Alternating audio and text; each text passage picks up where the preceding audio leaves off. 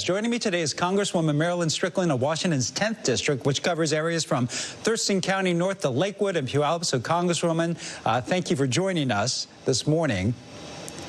Thank you for having me here, Kevin. So, we thought for sure by now we would see some type of bipartisan infrastructure deal or bill in place or actually voted on. So what are you and other members of the House looking for if and when that package actually makes it out of the Senate? We often refer to the process of lawmaking as making sausage, and so things take a little while. And right now, I know that the Senate is pretty close to agreeing on a bipartisan infrastructure package. And what that means is that they have, they've been able to, with both parties figure out what they can agree on.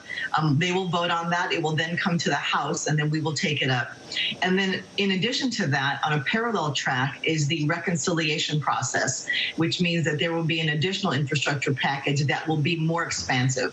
It will include what I call the caregiving and human services infrastructure, addressing the fact that a lot of people are responsible for caring for our youngest and caring for our eldest. And so there are two tracks, but we do feel optimistic about it.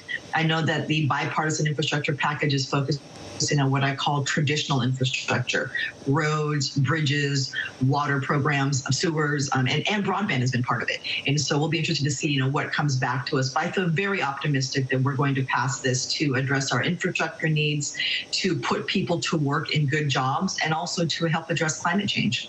You were previously mayor of Tacoma, one of several cities in the U.S. grappling right now with a surge in gun violence. So what can Congress do, if anything, to help make communities more safe and more secure?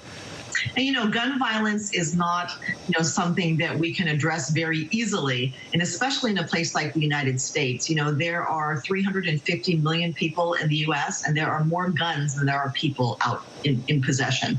And so I think there are a few things we have to do. We need gun laws that require simple, common sense background checks. And, again, having background checks, wildly popular with the American public, including people who own guns. And so I think that is a good first step. And what that does is it screens out people who shouldn't own guns, people who may have behavioral health issues, people who have committed domestic violence, people who have criminal records, and just making sure that we're doing what we can to ensure gun safety and gun ownership. And the other thing, of course, we have to get to the root of why violence is happening.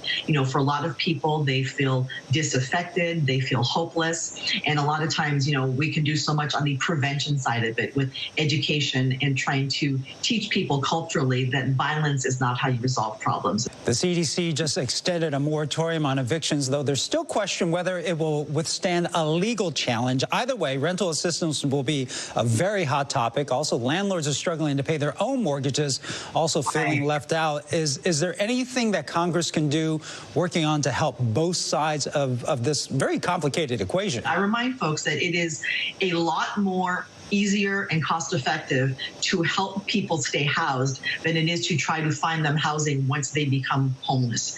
We also want to make sure that the billions of dollars that have been dispersed to states are actually getting out to landlords and to tenants. But there's also, a whole chain here. Tenants pay landlords. Landlords have to pay a mortgage to a bank. And so we want to make sure that we are taking care of people on both sides of this conversation so that at the end of the day, we have housing that's available, we have housing that is well maintained, and we're making sure that people are staying securely housed, especially seniors, families, children, and the most vulnerable. Thank you very much, Congresswoman Marilyn Strickland, for joining us on KOMO's Connect to Congress. Thanks so much for having me.